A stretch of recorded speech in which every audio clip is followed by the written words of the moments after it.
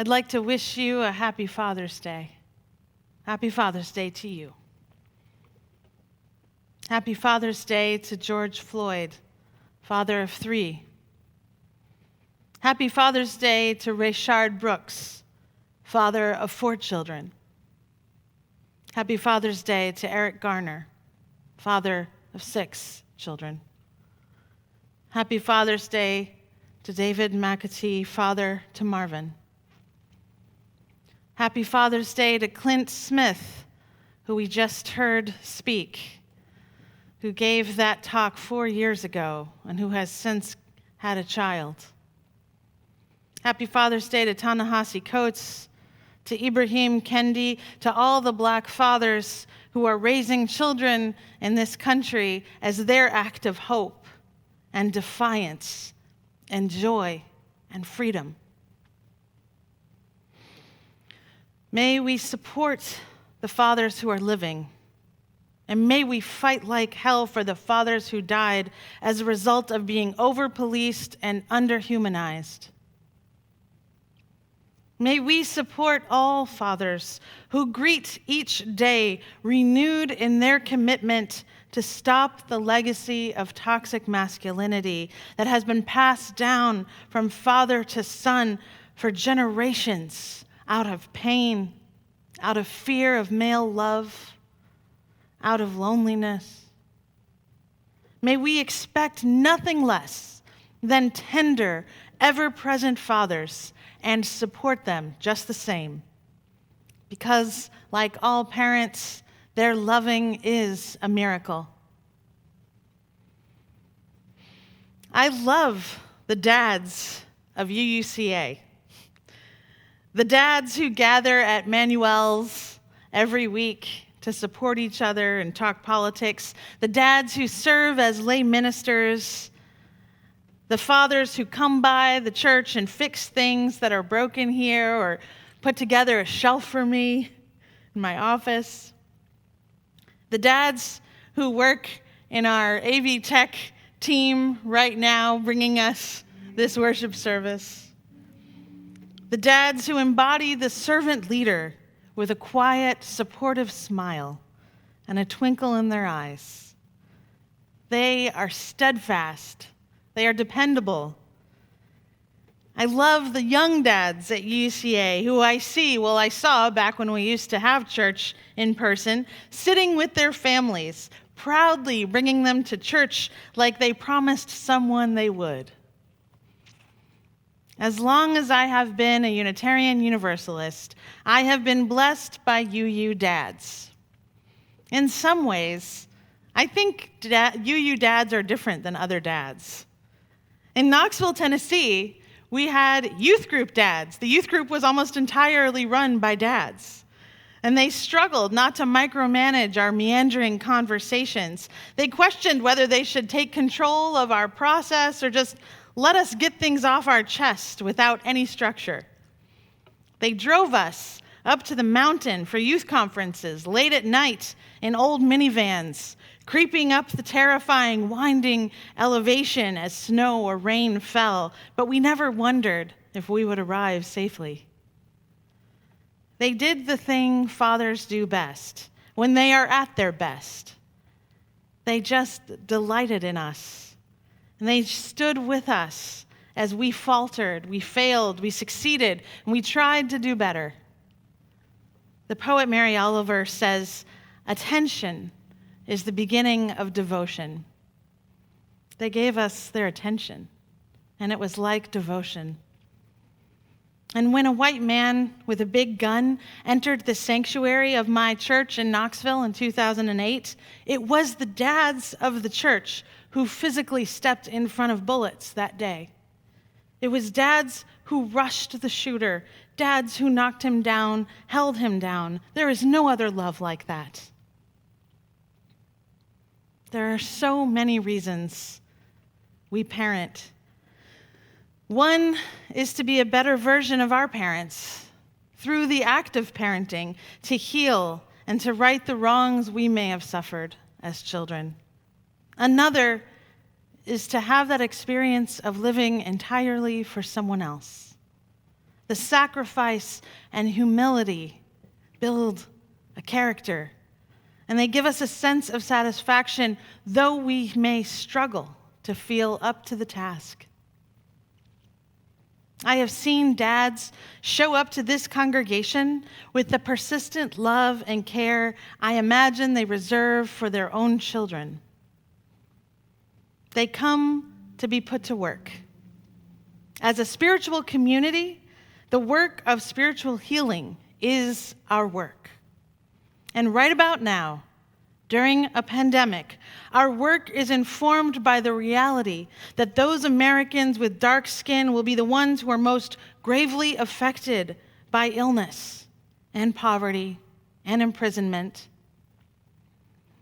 May our spiritual work lead us to radical inclusion, to liberation of the body, mind, and heart that leave no one behind, that create a beloved community, offering sanctuary to those who may feel unsafe out there in the world, in the workplace, in the streets. So, let us fully commit to our spiritual work. Someone in our congregation recently observed that I talk a lot about call, because I don't believe it is only ministers who are called. We are all called. Perhaps you don't think about it as a direct call from God on the telephone, and I really don't either. But as this congregant put it, call, it is a force you can simply not resist. So let us take a moment to clear away the anxieties, the desires, the pleasures, the various emotional distractions and things that pull us away from connecting to that force that is greater than ourselves. The one some people call God, and some people call community, and some call the universe. Let us call it, capital L, love. The writer Bell Hooks says, "Imagine how much easier it would be for us to learn how to love if we began with a shared definition. The word love is most often defined as a noun, yet all the more astute theorists of love acknowledge that we would all love better if we used it as a verb." I spent years searching for a meaningful definition of the word love, Bell Hooks writes, and was deeply relieved when I found one in the psychiatrist Scott Peck's classic self-help book, The Road Less Traveled. Echoing the work of Erich Fromm, he defines love as the will to extend oneself for the purpose of nurturing one's own or another's spiritual growth. To extend oneself for the purpose of nurturing one's own or another's spiritual growth. Explaining further, he continues, love is as love does. Love is an act of will, namely both an intention and an action. Will also implies choice. We do not have to love. We choose to love.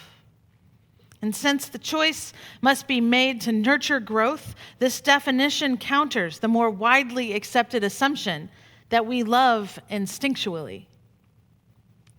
All this from Bell Hooks. And so I ask you this morning, what is love calling you to do that you can no longer resist? These few weeks out on the streets and on the lawn of our new property have been beautiful with you.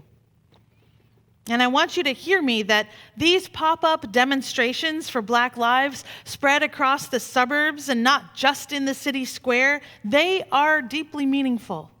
They mean very much to people driving by, to people who live in those neighborhoods. They are this congregation's prayer for Atlanta. They are a simple crying out in the wilderness of our city that we are here for Black lives. We love Black lives and we intend to act on that love. They tell our collective story that we are all on the journey of unlearning white supremacy. And we do not find police brutality nor the state-sanctioned murder of Black people tolerable. We do not find it acceptable. We can no longer call ourselves people of faith and tolerate that none of us are free until all of us are free. All we need to do is to further describe the nature of this love and let it guide our actions. See, love does take sides. This is not a passive emotion. This is active. Love takes sides. There is no love without justice when I speak of love. There can be no love without equity. There can be no love without courage. There can be no love without freedom from white supremacy. And there can be no freedom even without justice. You cannot love justice and love the status quo, because that has not brought us justice. So your love must lead you to disrupt life as we have known it in America, because it is not working for us who work for love and who love justice. Pay attention when your actions are grounded not in love but in fear. Notice that. Notice when they are grounded in fear, which sometimes feels like defensiveness, sometimes feels like the beginnings of shame that you want to push away, especially fear of losing privilege. Fear of feeling shame at all the ways you may have benefited from that privilege. We need not feed the flames of fear that our governments and the national white unconscious has fanned for so long. Let the fear go and find out what happens next. I want to invite us to pledge together as a congregation and as individuals to stop calling the police as much. We call the police too much when we could call a 24-hour mental health crisis line, when we could call a few neighbors and a domestic violence hotline, when we could call a mental health intervention hotline, when we could de-escalate a conflict with other bystanders. And I know this because as a woman, I am used to calling the National Sexual Assault Hotline, where 24 hours, 7 days a week, you can reach a supportive person who will guide you through the next steps and get you to safety. This is what so many people have been doing for so long, because calling the police can be a deadly extension of privilege and racial animosity, and it is rarely as necessary as we may have thought. Back in my mid-20s, I was lucky to take a workshop with the educator and theater director, Augusto Boal. He studied the work of Paulo Freire, who Clint Smith referenced in his piece earlier this morning. The 4-day theater workshop was called The Cop in the Head. See, we all have one. It's the one that keeps us afraid, keeps us in shame, keeps us from feeling free to be ourselves. In one Cop in the Head role play, everyone in the workshop told a story of a time when they had been oppressed. And after they told their story, 2 or 3 people stood up and acted out that moment. It was uncomfortable. It was deeply intimate, and it often resulted in tears for the person who had lived through that. And then the next movement is that the person joins the scene, reenacts the scene, but this next time they subvert the oppression. They make a different choice. They fight back. They resist the cop in the head. They experiment.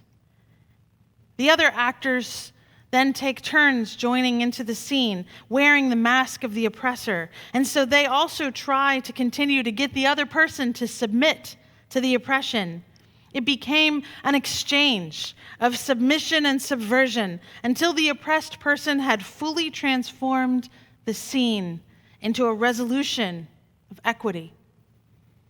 And throughout the 4-day workshop, I played often the oppressor and often the oppressed.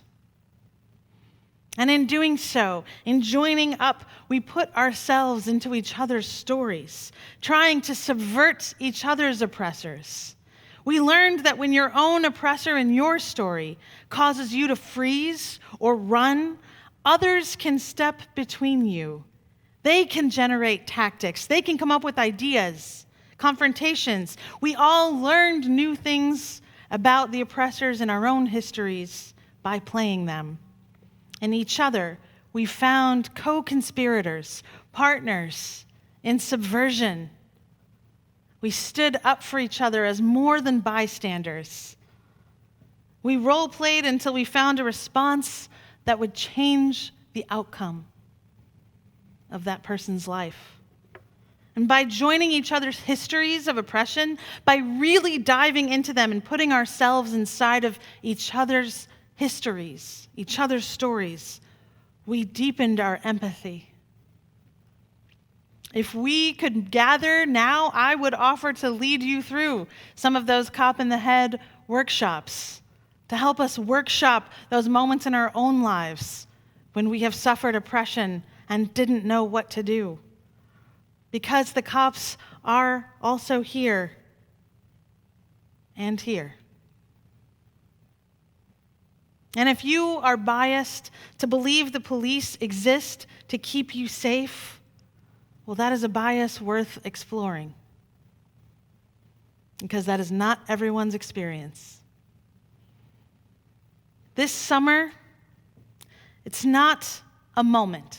It is a movement. This reckoning, this time of deeper awareness, of deepening empathy, of learning. It is a time when you understand yourself as a child of love, when we all must understand ourselves as people of love. And that means getting educated, yes. Watching Ava DuVernay's fabulous documentary, 13th, or reading Michelle Alexander's seminal book, The New Jim Crow. But it also means we must all do so much more than we have ever done before. As Ibrahim Kendi says, it is not enough to be non-racist. You must become anti-racist, actively working to free the prisoners, actively making the pledge not to call the police every time you encounter a conflict, actively giving money to Black-owned businesses and grassroots organizations, actively showing your love in the streets when it is safe, and also abolishing the cop in the head, all of it. And even more things. This Father's Day, I want Black fathers to be free to live, to see their children grow. I want more fathers to heal from the legacies of what maleness assigned to them, to create new futures for their children, and if they're not dads, to create new futures for other people's children in all the small daily ways. This has indeed been a dark season of collective illness, isolation, and trauma. The writer James Baldwin wrote, "One discovers the light in the darkness. That is what darkness is for. But everything in our lives depends on how we bear the light. It is necessary, while in darkness, to know that there is a light somewhere, to know that in oneself, waiting to be found, there is a light. What the light reveals is danger, and what it demands is faith." On this summer solstice, Juneteenth weekend, during the long days of a pandemic, as the danger to the soul of America has been revealed yet again, so will our faith in justice and love demand our full-hearted action. Because there is a light in you. We believe there is another way. This is the moment to let our imagination be free, to find out what could happen if we would treat our city budget as a moral document.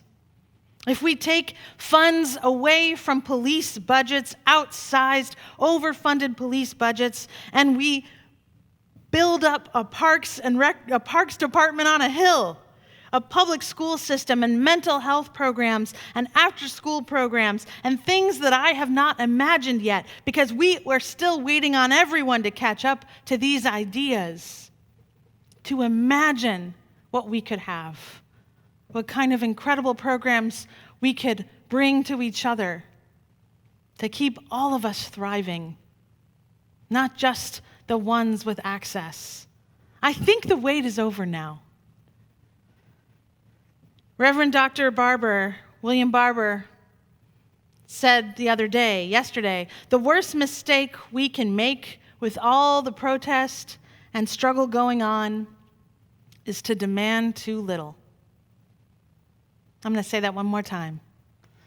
The worst mistake we can make with all the protest and struggle going on is to demand too little. May we forge out of this struggle a new commitment to unlearning white supremacy. May we do the spiritual work of our time, which is to serve, love, and to fight relentlessly for justice.